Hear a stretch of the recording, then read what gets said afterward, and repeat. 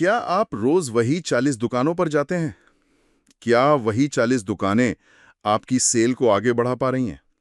या कहीं वही 40 दुकानें आपकी ग्रोथ को रोक तो नहीं रही हैं? ये सवाल हमारे आज के स्रोत की शुरुआती पंक्तियां हैं और ये सीधे मुद्दे पर आती हैं। आज हम इसी एक विचार की गहराई में उतरेंगे कि कैसे हमारी रोज की दिनचर्या, हमारा वो तयशुदा रास्ता, कभी-कभी हमारी तरक्की की सबसे बड़ी दीवार बन जाता है। बिल्कुल।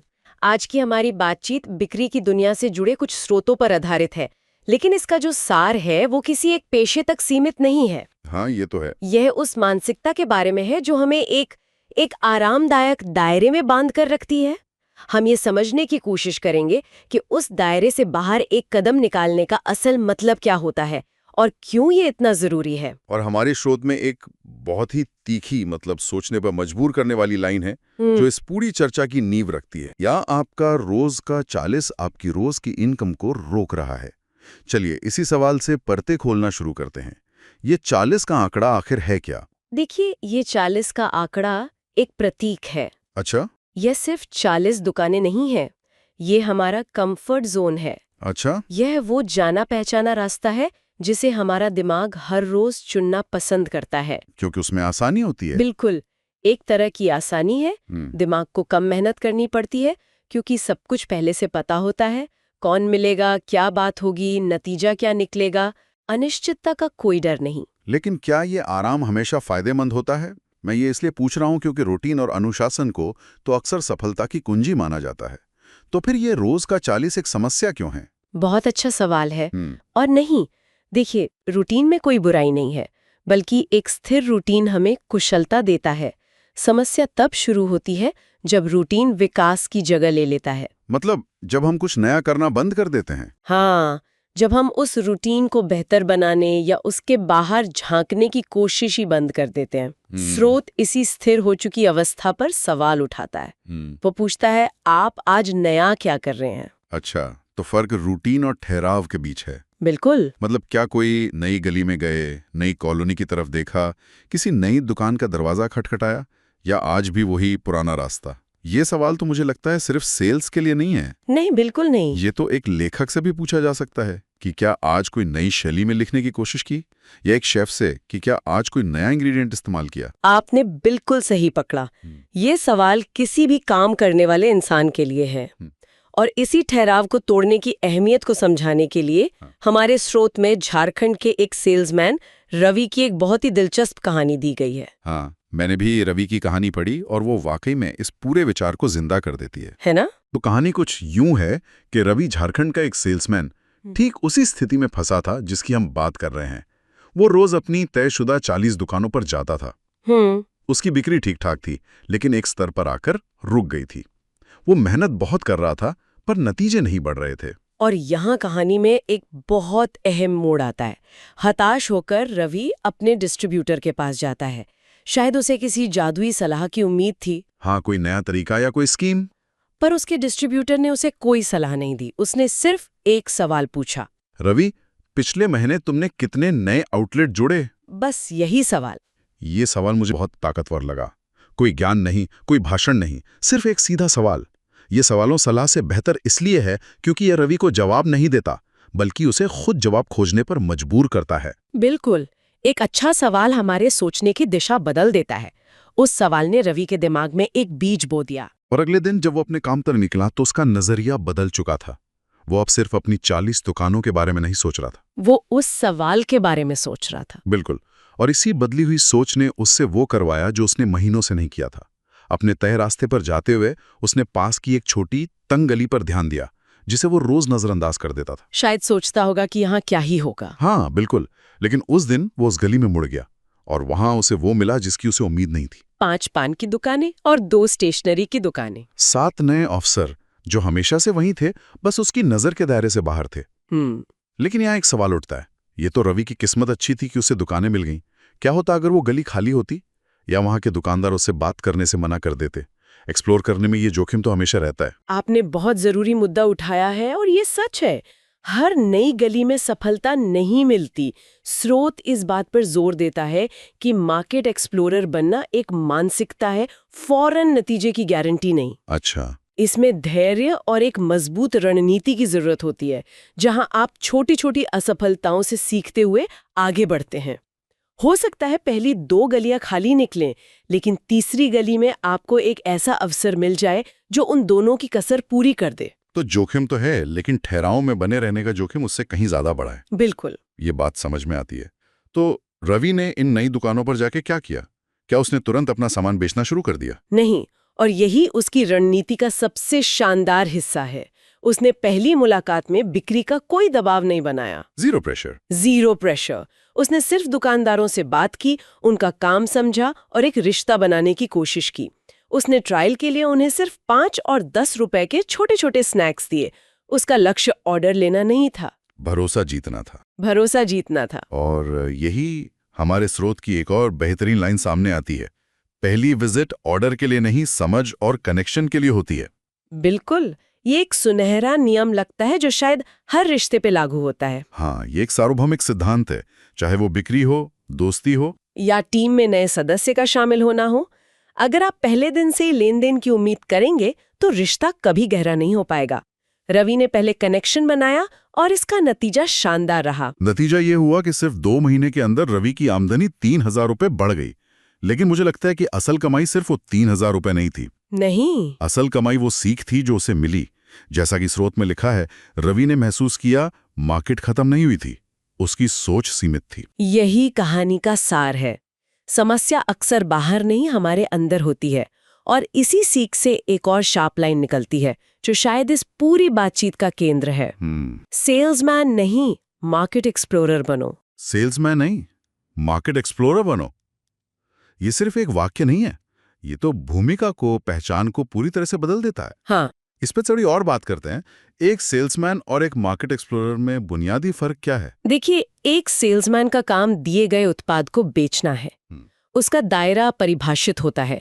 उसकी दुनिया उन 40 दुकानों तक सीमित हो सकती है। उसका लक्ष्य टारगेट पूरा करना है। ठीक है। लेकिन एक मार्केट एक्सप्लोरर का काम अवसर खोजना है। उसके लिए पूरा शहर एक संभावना है।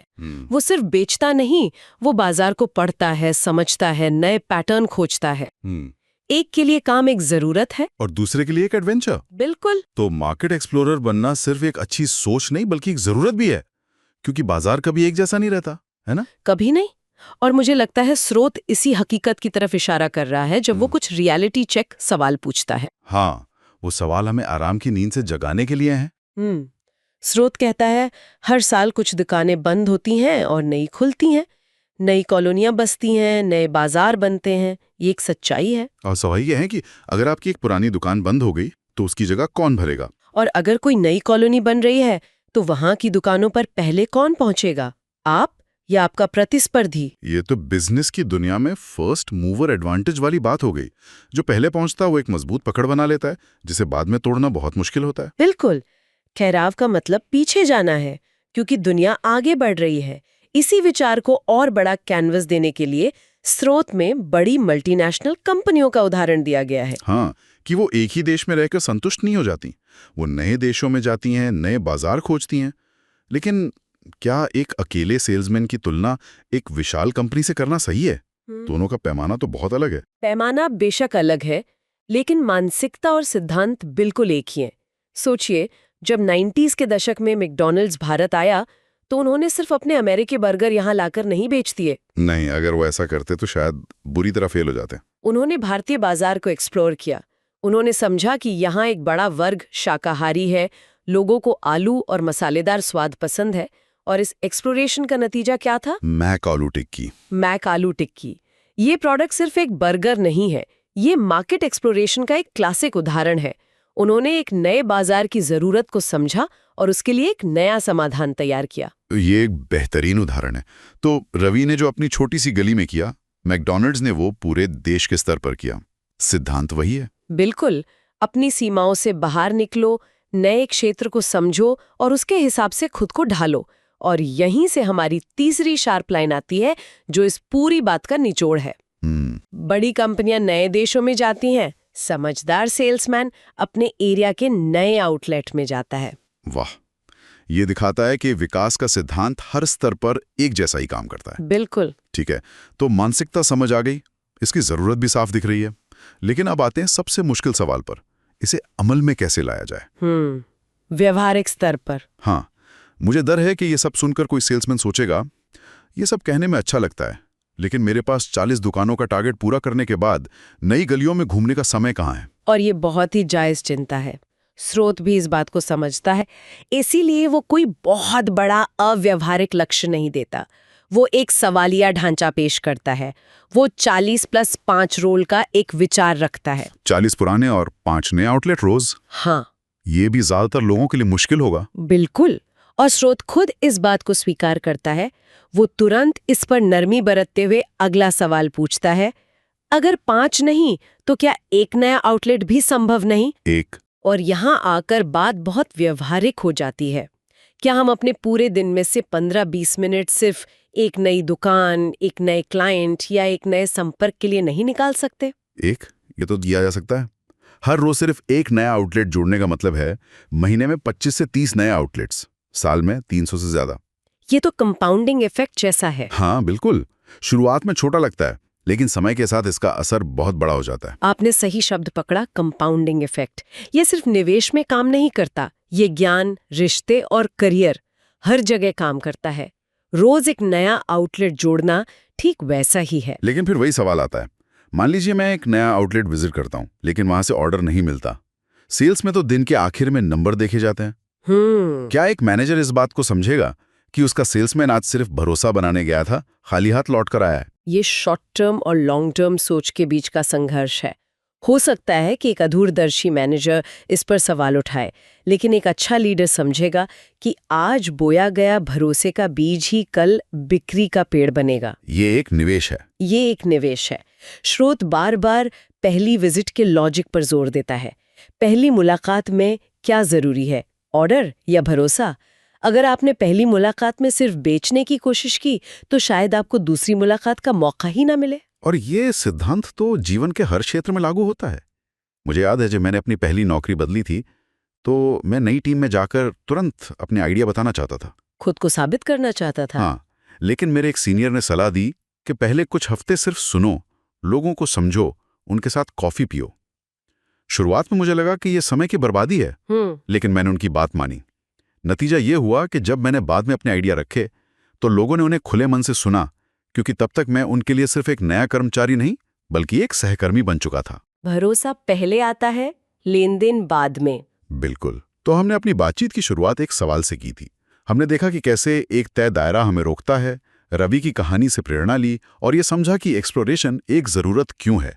अब हम अंत की ओर बढ़ रहे हैं। और यहाँ भी हमारे पास एक बहुत ही गहरा सवाल है। हाँ, ये सवाल पूरी चर्चा का सार है।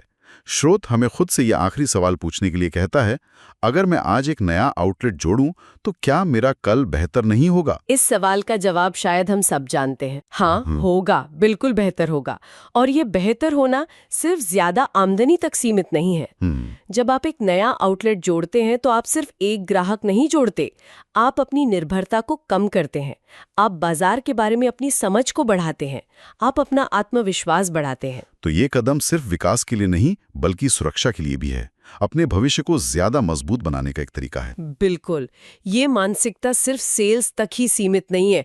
अगर कोई छात्र रोज एक नया कॉन्सेप्ट सीखे, अगर कोई लेखक रोज एक नया पन्ना लिखे, अगर कोई भी इंसान रोज अपनी तय सीमाओं से बाहर सिर्फ एक छोटा सा कदम भी निकाले, तो नई संभावनाओं के दरवाजे अपने आप खुलते हैं। बिल्कुल। यही सोच नया रास्ता खोलती है, नया आउटलेट, नया सवेरा।